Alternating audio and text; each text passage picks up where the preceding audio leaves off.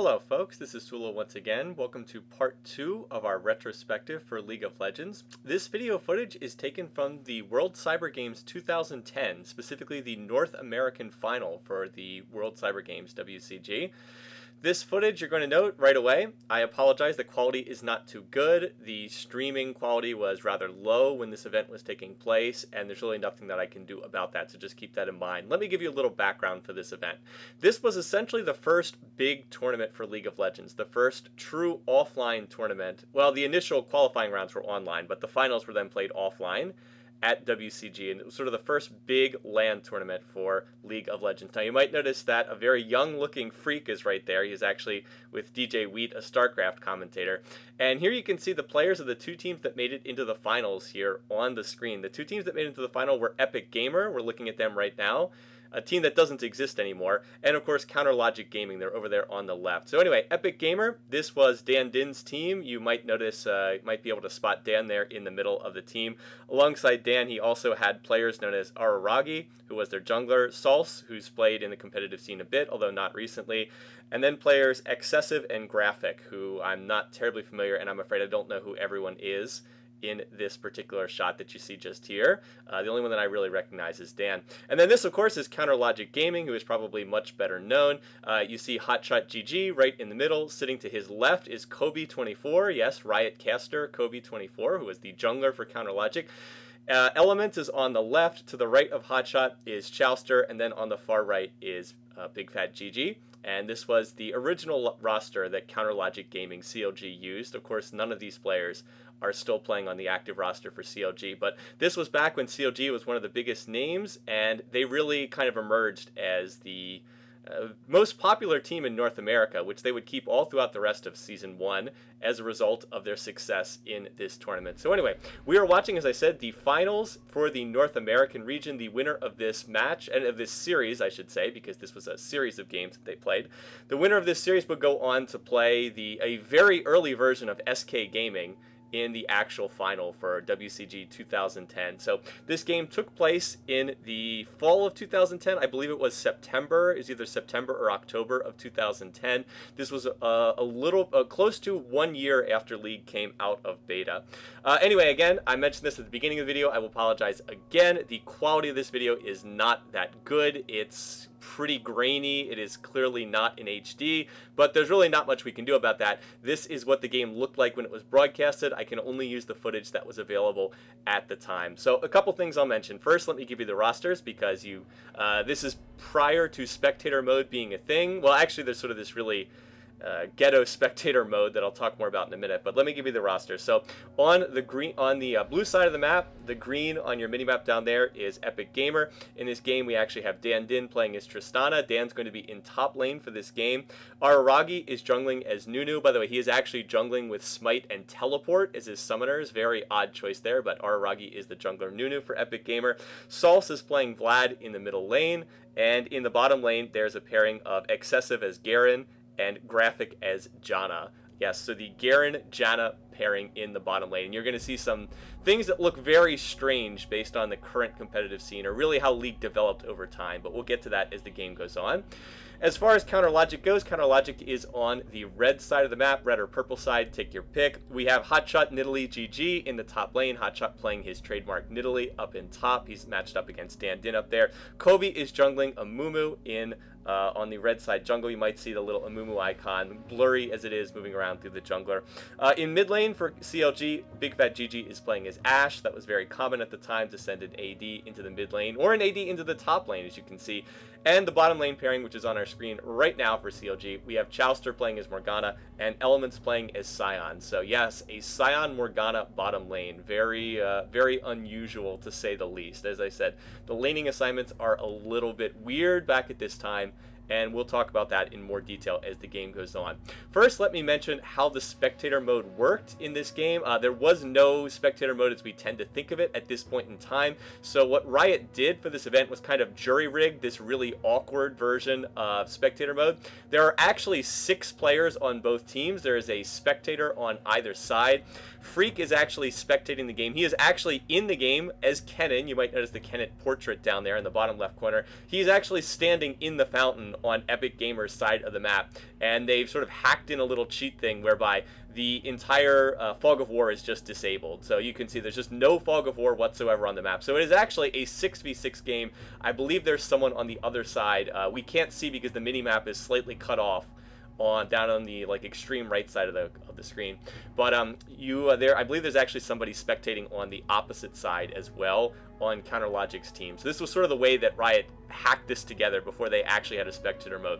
They actually had to be very careful when they picked champs for this, because if you picked someone like Janna, it would give the global passive bonus movement speed to everybody on the team. If you pick someone like Twisted Fate, it would give the global passive bonus gold to everyone on the team. So you kind of had to be careful what champs you picked as the spectator in this sort of really weird looking, as I said, sort of ghetto spectator mode. But you know, it was ugly, it didn't look very good, but it was functional, and this was when League was still in its pretty early days. This was not when League had, you know, 50 million players or whatever they have today. This is when it was still small and relatively growing. Now, I do want to talk a little bit about how laning assignments work. So one thing that's changed already from the first retrospective video that I posted on this channel a couple days ago, I looked at a game right when League came out of beta. One thing that's already changed from then is note that both teams do have a jungler, and that was one of the innovations that took place in the early months of 2010. Teams realized that by not having a jungler, by just having 2 duo lanes and a solo lane, that they were giving up way too much gold and experience by not farming the jungle camp. So yes, both teams do have a jungler. Both teams have their jungler running Smite. Now Araragi's Nunu is running, as I said, Teleport Smite.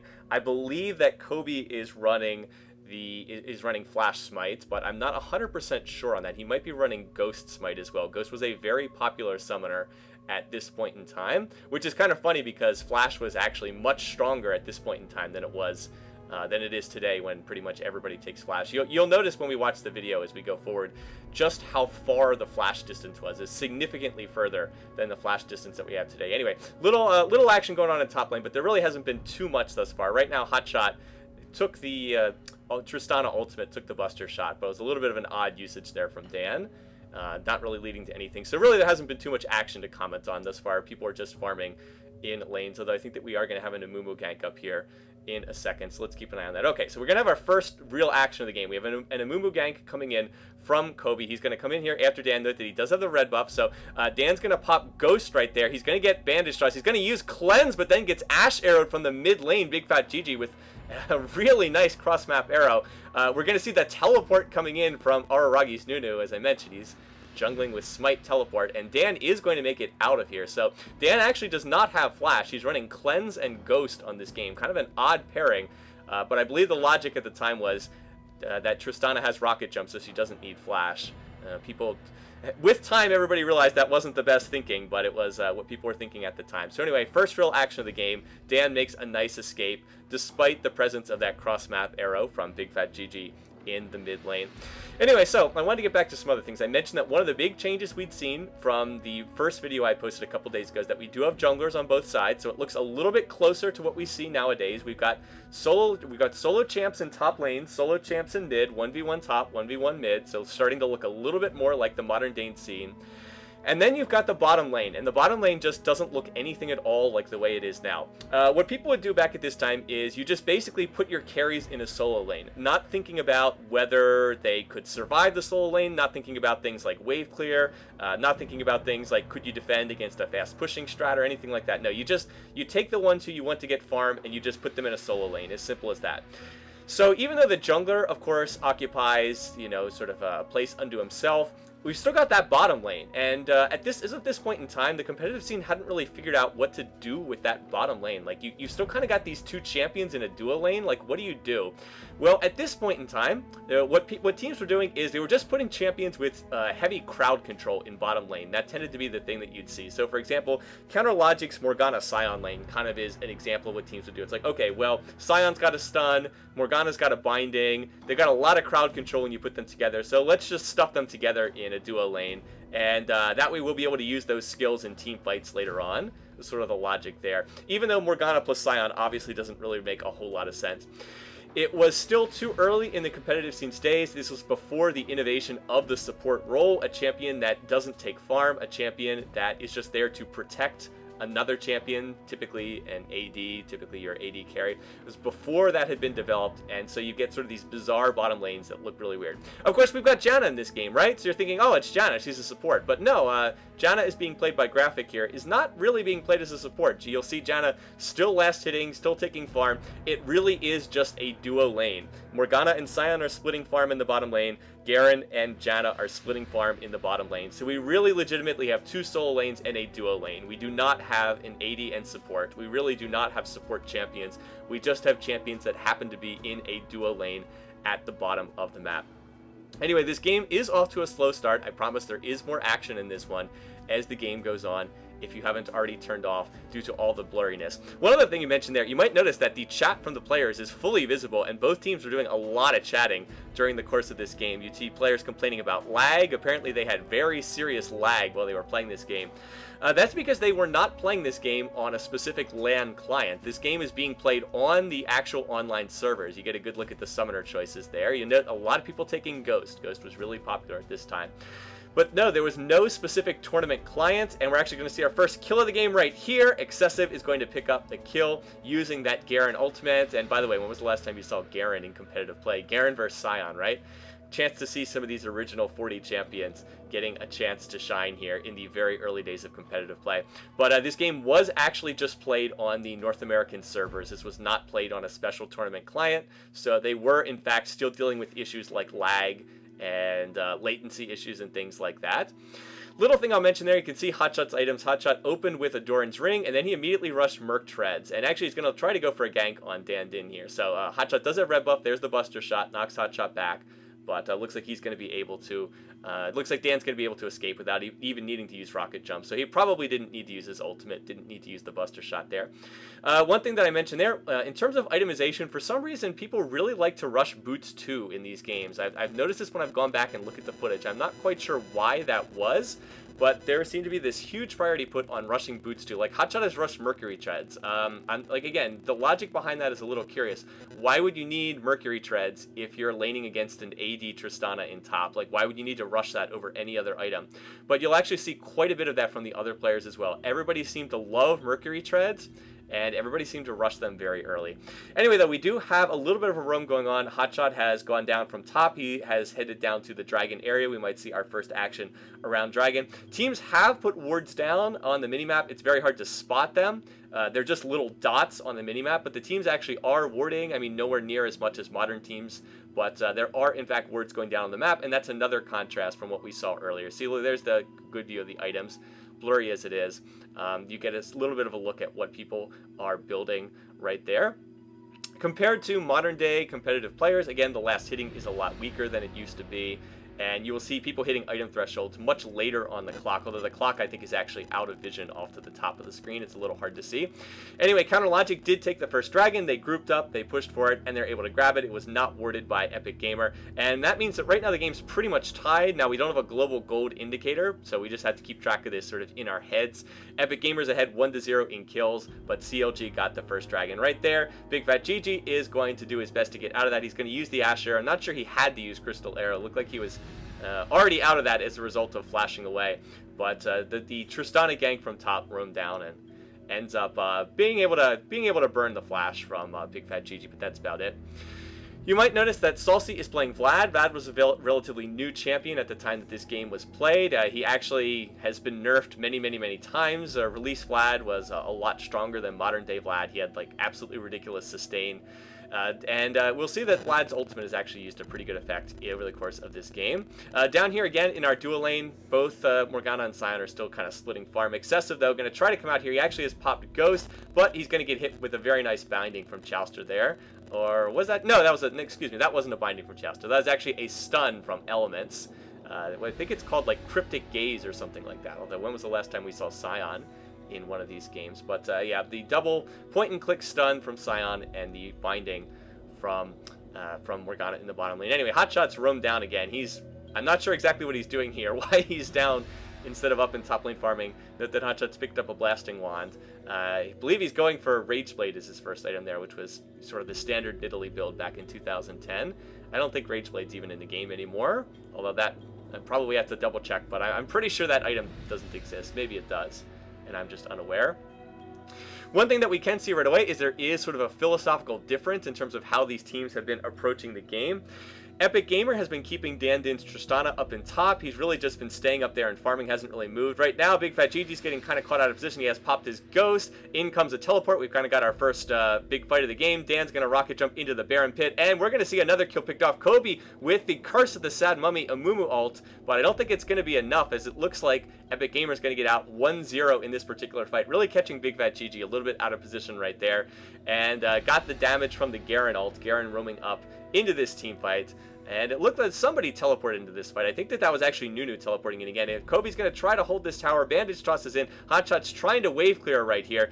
And it looks like that's going to be the end of this particular push. Epic Gamer getting forced off the tower. Did get some good damage on it, but not quite able to finish that one off up there in the top lane. Anyway, to get back to the point I was making before that little fight broke out, Epic Gamer now ahead 2-0 in kills. The one thing that Epic Gamer's been doing is they've been keeping Tristana pretty much locked into that top lane, whereas Hotshot's been much more willing to roam on Nidalee, and that's sort of been the biggest contrast between these two teams. That has been responsible for Dan getting quite a bit more farm up there in top lane. He's actually, I believe ended up with the highest CS in this game. And oh, Araragi's going to smite a little bit early right there, but he does actually manage to secure the blue buff. He actually went back in to auto-attack it once more. Note that he is rushing the Catalyst for an early Banshee's Veil. He is not going for any kind of jungler items, although again, the only jungler item at the time was the Madrid's Razor was sort of the only actual jungling item. So you see kind of some weird jungling builds in here. What this means overall is that Tristana is going to end up with a lot of farm, but it does also mean that because Counter Logic's grouping up more, that they're putting more focus on objectives, and that sounds familiar. Counter Logic putting more focus on objectives does mean that CLG is going to end up getting some of the early game objectives more so than Epic Gamer. But Epic Gamer, you know, they've got Tristana, late game AD, so the fact that nobody's really trying to stop Trist from farming, Trist is just kind of sitting up there free farming constantly, that is going to cause some problems for CLG later on as well. So like I said, it's a little bit of a contrast of styles between the two gameplays that we have here. Other things that are different from the modern day Spectator client, I mean, obviously there's a lot less functionality here. You might notice that when kills take place, there's no indicator on the right side of the screen. The way, when that initially came in, it was sort of clearly borrowed from some of the first-person shooter games where it'll, you know, immediately pop up on the side of the screen that this person got a kill on this person. And, you know, obvious borrowing there from Riot, but it does make it a lot easier to tell what's going on. Back in this day, you don't get that indicator. So in teamfights, it can be a lot harder to tell what's going on. Obviously, there's no indicator of things like minion kills, creep score. You don't get any indication of that while the game is going on. The only way you can see that is when the tab screen is pulled up. That's also the only way to see what summoners people have. I mentioned this in the first retrospective video as well, but once a game started, there was no way to check what summoners somebody had after the game began. You could only see that in the, well actually now that, let me correct that. Originally, you couldn't see what summoners somebody had once the game started, but by this point in time, they had patched in that the tab screen would actually show what summoners each person had brought to the game. Still, we don't have the true Spectator Mode client, so we have no way to see what summoners people have brought, what kind of cooldown they have. We have no way to see what skills are on cooldown. We just can't see any of that. We can't see what skilling order the champions are putting points into, nothing like that. You might also notice the camera is kind of going all dizzy all over the place. Well, if you've ever wondered why Freak doesn't control the camera for the LCS, this is why. Freak is controlling the camera, and he was moving it around pretty aggressively during this game.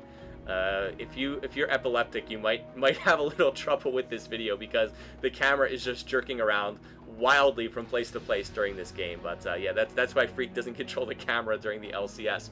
Another interesting thing is they did not have noise-canceling headphones. They didn't have soundproof booths while this game was going on. This game was actually being casted maybe 50 feet away from where the players were playing and communicating with one another. So Freak actually said multiple times during the broadcast that he had to be quiet so that the other team wouldn't know what's going on. For instance, while this dragon play was going on, he's like, we have to be really quiet because we don't want to tip off the other team as to what's going on. It's actually quite funny on the original audio to hear things like that. It's like, shh, shh, they're doing Baron. We can't say that they're doing Baron because the other team's gonna find out and they don't have it worded. But in any case, right there, what you saw is Counter Logic was able to take the second dragon. So CLG has taken both of the first 2 dragons, but they are down 2-0 in kills. Epic Gamer has both of the first 2 kills in this game. So we haven't seen too much fighting just yet. The teams haven't really grouped up. It's been sort of a very slow phase. By the way, I went by really, really fast, but Kobe, jungling for CLG, does have a Heart of Gold. So hooray, Heart of Gold, our favorite item. For those who weren't playing back then, Heart of Gold was a passive gold per 10 item. It gave passive gold generation, and it gave both health and armor originally. So I think it was like 200 health and 30 armor or something. Maybe it wasn't quite that. I think it was something like that. It was like 200 health and 30 armor plus a passive gold per 10 benefit. You'd be stacking up passive gold all the time. So what people did initially was they're just like, oh, cool, gives me health and armor. I'm just going to build like 3 Heart of Golds in the jungle and sit here letting that gold per 10 stack up. And that was pretty toxic for the game environment, particularly when Jarvan came out and people were playing Jarvan as a jungler. It's just like, oh, Jarvan, I'm going to build 3 Heart of Golds, and I'm going to have so much passive gold generation, and all this health, and all this armor. I'm just going to become unkillable, and I'm also going to get insane gold generation at the same time. So Riot eventually had to take that out of the game, and eventually took all of the other passive gold per 10 items out of the game. There aren't really any passive gold per 10 items in the same sense that they used to exist in their original form.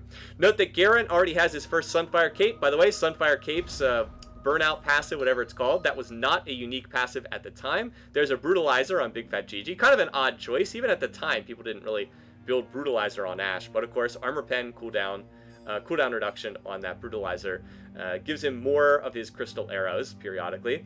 Anyway, to get back to the point, Garen able to stack Sunfire Capes. You're going to see that in this game. Multiple Sunfire Capes. It was not a unique passive. You were able to stack them. Just keep getting more health, more armor, and more passive magic damage over time from that Sunfire Cape passive. So anyway, we will see some of that in this game. Again, the game has been fairly slow thus far. People are starting to get closer to their items. Dandin is getting close to his Infinity Edge, has boots too, double Dorans. He is building towards the IE. Still one of Tristana's core items today, although people typically like to rush the Bloodthirster first because it gives more lifesteal and is a little bit better for wave clear. Got a little bit of a fight coming in here mid. Salsi is going to be the target right now. He's going to use his Troll Pool. Excessive, though, getting caught out here. He's going to get hit by Curse of the Sad Mummy, being slowed by Ashe. There is the Crystal Arrow. He's going to tank that. Chouster comes in with a binding, so that is a kill. Although the one problem for CLG is they did use pretty much all of their crowd control right there. They did use a lot of their ultimates. Now they're trying to siege up on this middle tower right now. They kind of they have sort of a decent siege team here because they have Nidalee and they've got the Ashe for volleys, but they don't have a great siege team. Anyway, right there, Araragi's going to get binded, and that's kind of the signal to go. He's going to get stunned by Scion. Oh, the max rage bandage toss from Kobe. Araragi is going to go down to the burnout. I think he was ignited by someone, not 100% sure. It's either the ignite or red buff on somebody, but he does get taken down. Kobe used the bandage toss to go in and was immediately pushed away by Graphics Janna, using the Janna Monsoon to push away Amumu before he could get off his ult. Right there, Element's trying to get in another stun on Salsa's Vlad, but Vlad pulls underneath it. And in the end, Epic Gamers able to defend their mid turret, but they do suffer another kill, and it's now 2-2 in kills overall on this match. Over here, you can see the blue buff is going to be taken, and are they going to give this to Amumu or Ashe? They decided to give it to Ashe, probably again for cooldown reduction on that crystalline arrow.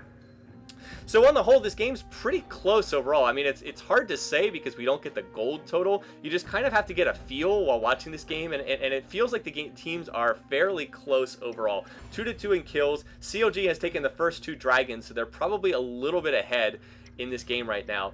By the way, these are the old warding rules. You could ward as much as you wanted. There's no limitation on wards. By the way, that is a vision ward. Keep that in mind. Yes, I know it looks like a non-vision ward, but that is a vision ward.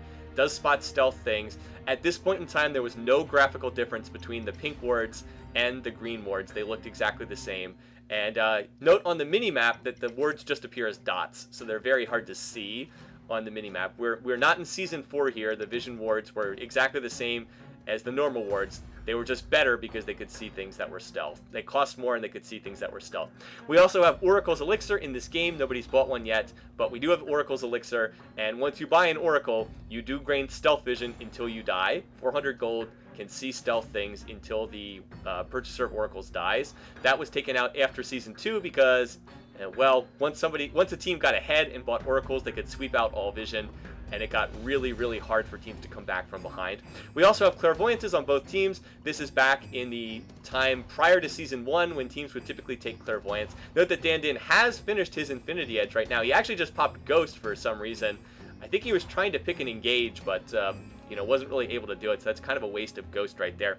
Here is a critical problem with Epic Gamers team comp, something that they probably didn't really think about at this point. They really have no way to engage a fight whatsoever. I mean, look at their team. Tristana, Nunu, Garen, Vlad, and Janna. How do they ever get a fight initiated? Like, where is their reliable way of starting a fight? CLG has much, much better ways to start a fight. They can use the Ash Arrow. They can use a can use an Amumu Bandage Toss into Curse of the Sad Mummy. But, like, how does Epic Gamer ever get a fight started? That's a real problem for their team. So, I mean, they do have some good synergy here. Their team is kind of built around Tristana. They've got the Blood Boil for late game Trist. They have the Janna Shield to add extra damage. And then they've got Garen to sort of peel, I guess. I'm not sure how good Garen is at peeling, but he's better than the alternatives. And then Sullla has the Vlad ultimate that'll increase magic damage. They can combo that with the Nunu ultimate. But their real problem is starting a fight. They really don't have much of a way to start. Well, anyway, over here, we do have the Dragon getting started right now. Kobe's going to bandage toss in. There's Curse of the Sad Mummy. But look, the Nunu ult getting channeled. And oh, CLG gets destroyed by the Nunu ult. Comboed with the Vladimir ultimate, so the magic damage gets magnified. Hotshot's going to get slowed by Janna. He's going to go down. People dying left and right now on the side of Counter Logic. Hotshot's going to fall as well, gets taken out by a snowball, and I believe that was a 4-for-2 in favor of Epic Gamer, with the only one who survived in that fight being Big Fat Gigi on Ashe. So yeah, 4-for-2 overall. Epic got a beautiful fight right there. Even though it looked like CLG got a good initiation. I mean, they got the Amumu Bandage Toss into the Curse of the Sad Mummy. But the problem for CLG is they had already been doing Dragon. They'd actually tanked a lot of damage from that Dragon. And right there, Araragi was able to set up the Absolute Zero ultimate in the Death Brush, where CLG did not have vision, was just able to sit there channeling the Nunu ult right there, where the brush where Sullla is recalling right now, able to channel the Absolute Zero right there. They comboed it with the Vladimir Hemoplague, which increased the magic damage. I think it increased magic damage taken by like 20%. So they got off a full channel Nunu ult. CLG just walked into it, and they just got absolutely shredded by that combination. So wards win games. CLG dumps a ward in that Death Brush right now, but it's too late. Wasn't able to get that down in time. There is the Heart of Gold on Amumu right there, along with the Sunfire Cape. So ended up losing that fight 4-for-2 in favor of Epic Gamer, and the mid turret for CLG goes down in the aftermath. Interestingly enough, the Dragon was not taken though. I'm a little bit surprising that CLG just didn't rush the Dragon, but they've actually got bigger plans. Check out what they're doing right now. They're actually heading for the Baron. All 5 members of the team there, and Epic Gamer asleep at the wheel, totally unaware of this. You know, it probably should be suspicious since there's no members of CLG visible in any of the lanes, but they're going to take this, and they claim the first Baron of the game. So sneaky CLG jumping in there, managing to grab that Baron very unexpectedly, and they're going to claim a huge advantage. That more or less ties this game right back up again, using the Morgana Dark Binding from Chowster to try and get the disengage. Anyway, the teleport coming in. Araragi trying to teleport in behind CLG, but then he immediately turns around and walks in the opposite direction. Again, using the Ash Volleys to slow, using those Nidalee Spearos, although Hotshot doesn't have too much ability power just yet. There is the arrow going in on Dan Din. He's going to get stunned up on that. I believe he has Cleanse. A little surprising he doesn't Cleanse. He's going to go down immediately. The Janna ult tries to get disengaged, but the Curse of the Sad Mummy is going to tie up more members of the team. Again, it's another nice Nunu ult getting challenged. That's going to deal a lot of damage, but CLG still seems to have this team fight. They look like they're in good shape. Now they're trying to disengage a little bit, trying to back off. Hotshot has gone down. We see the kill score there from Garen. It's a 3-on-3, 2 down for both teams thus far, but Ashe is still alive, and Big Fat Gigi should be able to kite this fight. They need one more stun to come out. The bandage toss from Kobe is real, grabs excessive, and that is a 3-for-2 in favor of CLG. Yeah, they still had Ashe up there, and Ashe is the strongest member of CLG right now, so able to kite backwards, use Ashe's slows. Again, one reason why Ashe was so good early in League of Legends history, not many champions with gap closers. This is before the later eras where every single new champion came out with a gap closer, so in this day and age, Ashe's ability to perma-slow somebody, I mean, look at the enemy team. Trist has a gap closer, she has Rocket Jump, but you generally don't want to initiate with that into the middle of a team fight. By the way, Dan Din with the Elixir of Agility, the green pot, that's been out of the game for a long time now. But the rest of the team, okay, Tristana can Rocket Jump in, but what about the rest? Nunu, he has no gap closer. Garen, no gap closer. He can run fast. He can use his Courage, I think it's called, where he runs faster, but that's not a gap closer. Vlad, no gap closer. Janna, no gap closer. So how do you get on Ashe if she just kites backwards using her Frost Shot to slow? And oh, the arrow comes in, tries to get the red buff steal, doesn't get it. Dan using his cleanse for no apparent reason right there. And CLG is now finally going to claim this dragon that wasn't taken by anyone earlier in the game. Well, I think they're going to take it, and there it goes. So they do get it. Note that there is no indication from the client that dragon was taken by either team, but CLG did get that one. They're now ahead 3-0 in dragons and 1-0 in barons, and that's really keeping them in this game right now. You'd have to say that they're in the lead. It's roughly even in kill score. I'm afraid I don't know quite what the kill score is because there's been a lot of kills. Roughly even in kill score, but CLG's ability to take those global objectives has to have them out in front. And that fight in top lane really got started by the Ashe arrow. I'm not sure why Dan wasn't able to cleanse that. Perhaps his cleanse was still on cooldown, but the Ashe arrow onto Dan Din's Tristana, he just kind of got blown up immediately, and quite frankly, Epic Gamer can't win a team fight if Triss gets killed immediately at the start of the fight. Now CLG is grouping up for the mid lane tower. They're going to get flanked here, though, by Epic Gamer, and let's see what kind of a fight we can get. It looks like Ashe arrow might still be on cooldown from that last fight. Anyway, there's the Curse of the Sad Mummy, there's the Nunu ult, and it's a pretty good channel in the Nunu ult, dealing all kinds of damage. Janna ult's gonna push people away. I'm not sure if that was the greatest idea right there. Anti-synergy, and Dan Din getting the resets, jumping in. Hotshot Nidalee GG, desperately trying to run away. He does have a blue buff, so got that extra cooldown reduction. You actually got more CDR back then than you get right now. Big Fat GG is getting caught in a really weird position, but if Epic Gamer spends their time chasing him, they're not spending their time pushing on the map. Overall, it looks like that was a, was it a 3 for 0 in favor of, no, 2 for 0 in favor of Epic Gamer, and they're going to try to get the third kill here on Big Fat GG, but they are wasting a lot of time. Graphic going to flash after Big Fat GG. Now, can GG finish off this kill? He does have a lot of damage. No. So there you go. Graphic going to get that kill. Had to flash for it, but probably worth. I think he ended a killing spree. Yeah, he ended a killing spree on Big Fat GG there, so definitely worth to get that. And it ends up being a 3 for 0. However, because Epic Gamer spent so much time chasing Big Fat GG's Ashe, that does mean that they're not able to push, and they're not going to be able to secure any objectives off of this. So again, CLG has been doing a better job of taking towers and taking some of the big global objectives. Should mention that Dragon at this point in time did not only grant gold, it also granted global experience as well. So the fact that CLG has those 3 dragons really helping them in terms of levels. Now again, the quality of this video is a little bit too low. It's really hard to see what level people are at, but I have to believe they're a little bit ahead because of that, because they've been able to get that global experience from those dragons. CLG also seems to have more crowd control as well. In order for Epic Gamer to win these fights, they need to just rely on Tristana getting to a really high level. Okay, Dan Din's level 17, so he almost has max Tristana range right now. By the way, Dan Din's building a Stark's Fervor as his second item. Infinity Edge into Stark's Fervor. There's the Salsi Vlad build, by the way. He's got Haunting Guides, Ryle Eyes, and I have no idea what he's building as his next item. He has some magic resist items, and there is the Aegis of the Legion on Janna. Janna was a very popular choice to build Aegis on back at this particular time. But anyway, in order for Epic to win this fight, they need to rely just on Tristana outscaling Ashe, because Tristana is so good at level 18, or that they set up a fight where they get that Vlad plus Nunu ultimate, where they set up in a brush and get like a full channel combination. It does feel like CLG has more avenues to win just because they have more crowd control, and they have much better initiating power with the use of the Ashe arrow and with the use of their various stuns. They've got the point and click Scion stun, they've got the Dark Binding, they've got the Amumu Bandage Toss into the Curse of the Sad Mummy. That said though, Epic Gamer trying to do their one and only initiation, which is just run into the middle of the enemy team. I mean, what this means is CLG can disengage from pretty much any fight. They don't ever have to fight if they don't want to.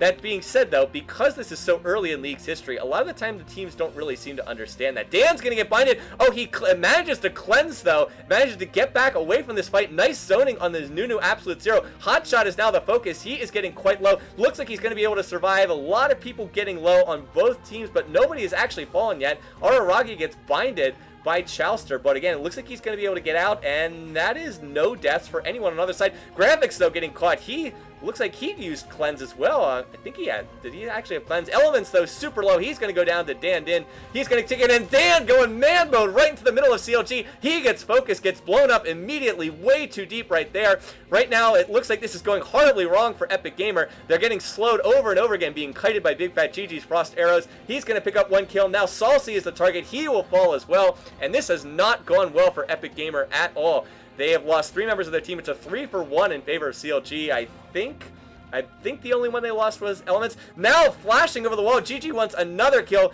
Excessive's going to exhaust him, but that's not going to matter. Big Fat GG with ends up getting 4 kills. So 4 members of Epic Gamer dying. It was either 1 or 2 members of CLG that died. And Chowster's going to take this opportunity to push the bottom lane, get in some push on this tower. Finds a friendly minion wave right here, helping him do work. And it looks like they're going to be able to take that one out. So that was a great fight for CLG. Epic Gamer just going a little bit too deep. In particular, Dan Din didn't have his cleanse up.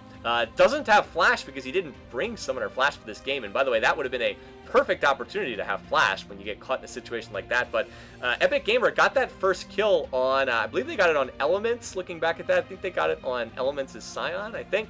But they got the first kill, and then Dan just kind of jumped into the middle of the team, and he got instantly bursted down by CLG. Jumped in under tower, was taking tower shots the whole time too, and that fight got turned around in a hurry. So Epic Gamer in a bit of a rough situation right now. They need to make some kind of big play. They really need to win the next team fight to turn this around. You can see Epic is actually typing some instructions. Sullla is telling them, what is it? Lost track of that. It went off the screen before I could see it. But they were talking about who specifically they wanted to focus in these next team fights. That was not typed in all chat. That was just typed in the Epic Gamer only chat. But of course we can see that because Freak is actually on the team and his Spectator cannon. Anyway, Dan didn't gonna get CC'd there, but the Ash Arrow actually hits Garen, and that's kind of a mistake right now. We see the Nunu ult being channeled right now, and that's gonna hit pretty well. We see the Janna ult being used to try and counter the Curse of the Sad Mummy. Big Fat GG is not really being touched in the back lines, but Dan Din's not really being touched either, and he's very fed. Oh, goes down there to a Frost Arrow right at the very tail end of that fight. So what is that? I believe that is a 3-for-2 in favor of Epic Gamer. But the key thing for CLG is they still have their carries up. They still have Hotshot and GG are still alive right now. So even though that's a 3-for-2 in favor of Epic Gamer, CLG is going to be able to push off this because they have Ashe alive and they have Nidalee alive. They're going to try to do their best to shield this tower. Graphic is going to use the Janna shield to keep that alive. But look at Sullla getting kited here. He's going to have to retreat into the troll pool. Going to get, no, not hit by the Hotshot Nidalee GG Spear, able to step away from that. But overall, even though CLG had one more person die in the fight, still feels like they won that one overall just because they were able to get the tower on the back end of that and even get a little bit of push onto the tower in the inner turret, the next turret up in mid. So that was, again, a very close fight. Again, I felt like the biggest thing that helped Epic Gamer there was the fact that Excessive actually tanked the Ash Arrow. CLG was trying to stun lock Dan Din's Tristana, but they actually had Garen kind of step in front of the Ash Crystal Arrow and was able to block that so that Dan Din was able to stay alive. Dan didn't die until the very, very end of that fight, and he actually died to the very last auto attack that Big Fat GG's Ashe was putting out there. So a close fight. If Tristana had survived, Epic Gamer probably would have won the fight, but weren't able to get enough peel to keep Trist alive in that particular fight.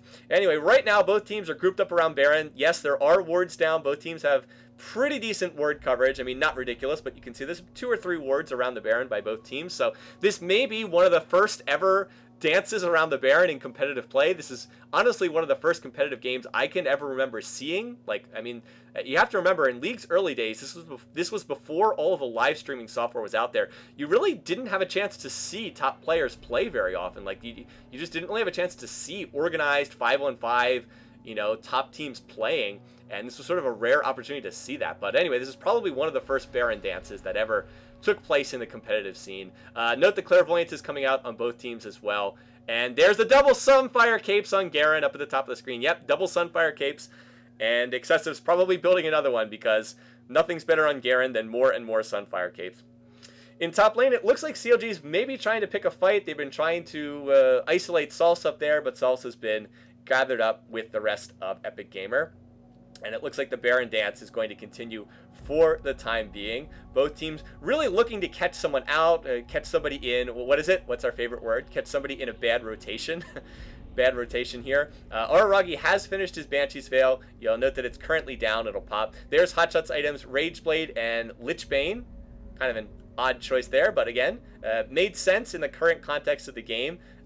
Actually, the Lichbane was, not the Lichbane, the Ginsu's Rageblade was a really good item on Nidalee for a long time, based on the way her kit worked. Anyway, right here, kind of a weird movement from CLG, putting themselves in a little bit of danger right there. If Epic Gamer had any kind of engage, I feel like they could have jumped on Big Fat GG's Ashe and just blown him up right there, because he kind of just walked right in front of the whole Epic Gamer team. But again, the real weakness of their team comp, they just really have no way to start a fight. They just kind of have to hope that CLG face checks into the brush or decides to fight at a bad moment. And if CLG was better at picking their engages, they really should never lose a fight. But anyway, right here, we're going to see a fight going in. There's the Nunu ult being channeled, and it's going to do pretty good damage, although Araragi himself will fall. Hotshot, though, being focused. Out comes the Curse of the Sad Mummy ult, and this is turning into kind of a chaotic team fight right here. But it looks like CLG is surprisingly getting the worst end of this. No, Big Fat GG's going to survive. Look at that huge flash range there. Elements has popped the Scion ult. He's got all that life still working, but it's not going to be enough. He's going to fall, and that is a 2 for 2. Yes, a 2 for 2 overall right there,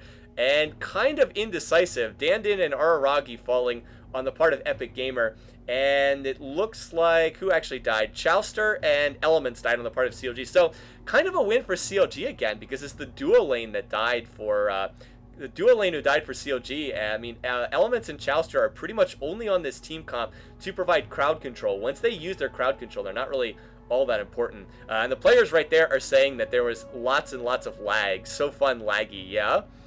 Gotta deal with it, is what you're hearing from, what is that? Who's that that's typing it?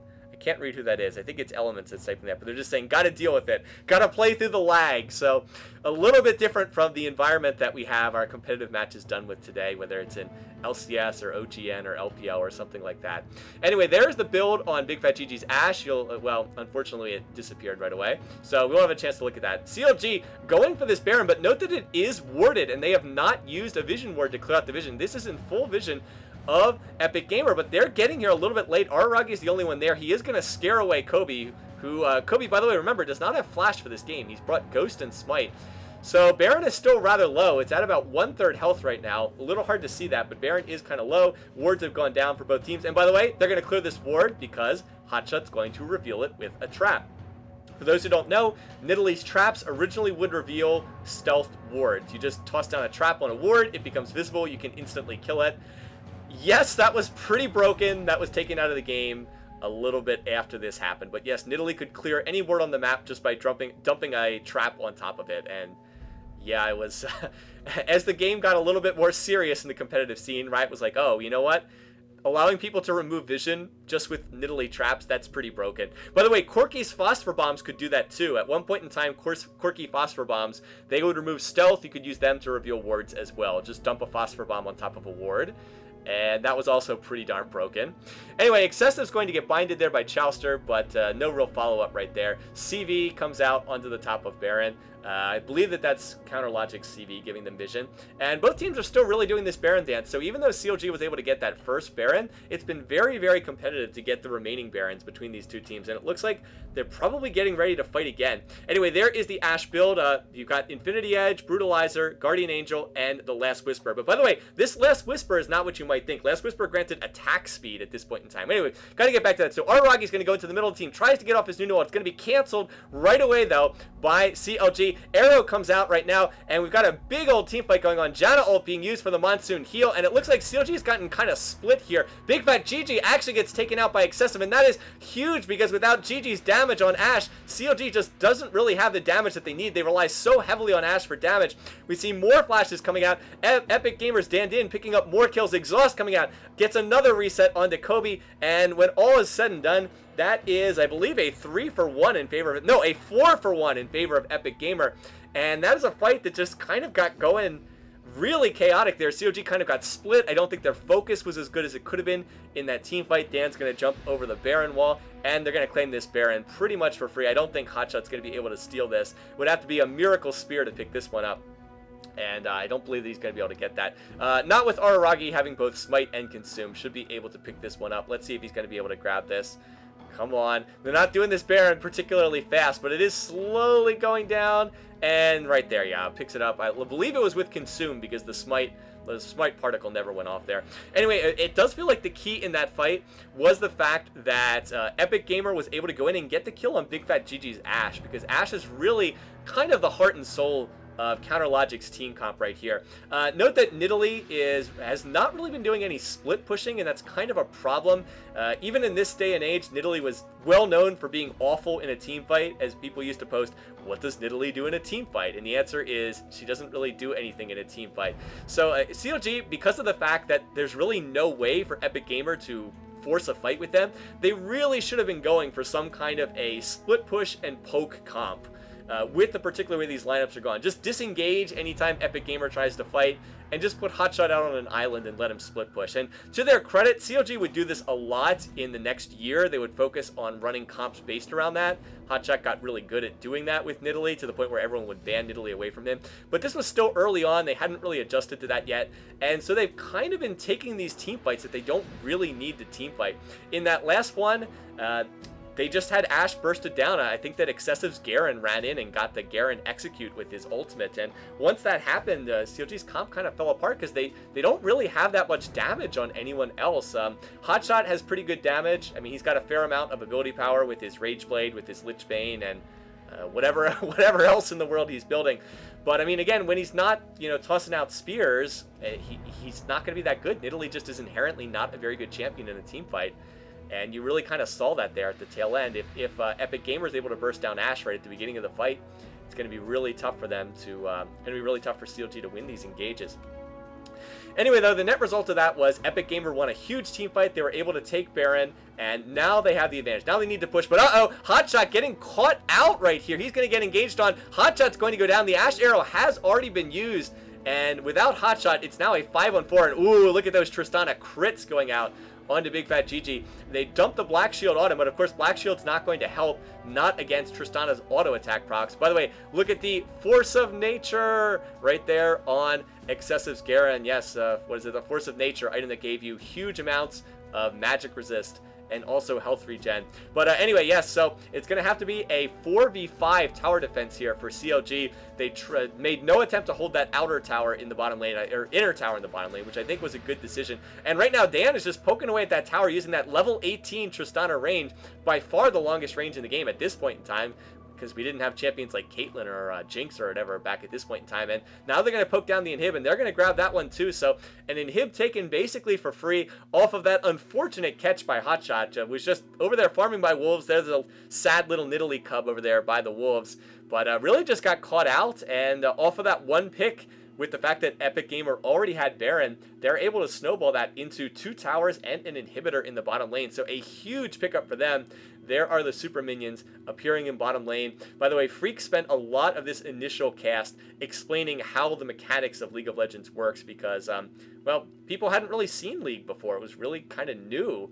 And, you know, he had to explain things like, what is a super minion? How do the lane minions work? What does an inhibitor do? What exactly are Baron and Dragon? Things that people take for granted. So I will link the original video underneath this in the description if you want to go back and watch the original cast. It's pretty good overall, but there is a lot of description of how do these mechanics actually work in this game. And DJ Wheat, the other co-caster, very clearly had no idea what League of Legends was, and was sort of playing the newcomer to the scene, basically being asking questions like, well, how does this thing work? Playing the role of the viewer who's never seen this game before. It's pretty interesting to see.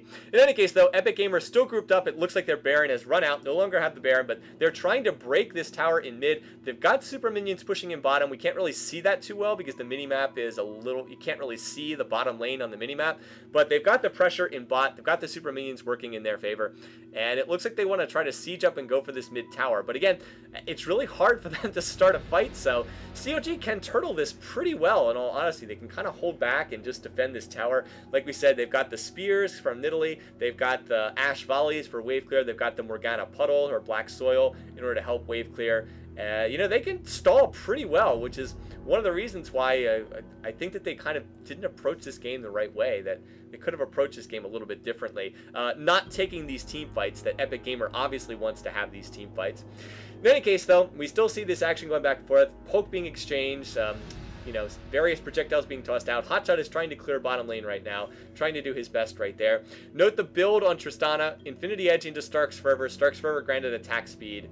It was an aura item that granted attack speed, and the Phage for some reason. I don't know what the Phage is for. Maybe it's for Trinity Force and tons of damage. Maybe it's for a Frozen Mallet. Those are the two things that Phage built into at this point in time. But Epic is really leaning heavily on the fact that they have a level 18 Tristana, using that extreme range and Tristana's rapid shot in order to take down towers, in order to get that poke at extreme distance, and then just kind of daring CLG to engage into them, which they can do because they're ahead in this game. Epic is grouping for a dragon right now. There's not much CLG can do about this because they have super minions in the base. They have to clear the super minions. That dragon did go down to Epic Gamer. I believe it's their first dragon of the game. CLG had taken all of the previous ones. And now it looks like they're going to back off and buy or go ahead and, you know, clear buffs, that sort of thing. By the way, there's no recall graphic on the minimap either. Like right now, Janna's recalling, but you can't see it because there's no recall graphic. And where is she going? Going back to base. There she is. Janna goes back to base. So you got to keep in mind there was a lot less information in the actual broadcast because, well, you know, this was 2010. Things were a lot less advanced. There are some words out there. I wouldn't say great word coverage, but there's solid word coverage out there for Epic Gamer. It looks like they're getting ready for another battle at the Baron. By the way, Dan Din has picked up a Giant's Belt. That signals he's going to turn that Phage into a Frozen Mallet. He wants to get a Perma Slow onto his auto attacks. There's the Bloodthirster now finished on Big Fat GG's Ash. And you see more items over here. Janna has a Giant's Belt and Banshee's Veil and whatever. People didn't really know how to build the supports early on. By the way, did you see that? Check out Excessive. He's got triple Sunfire Capes. Yes, we want that passive for all. No unique passive. Magic damage for everybody. Get that burnout flame effect for everybody within range. And it's basically like he's got a Renekton ult on him at all points in time, pretty much. Anyway, this top tower is quite low. Probably shouldn't defend that. Kobe realizing that that's not a good decision. CLG going to back off. Dandin's going to take that out.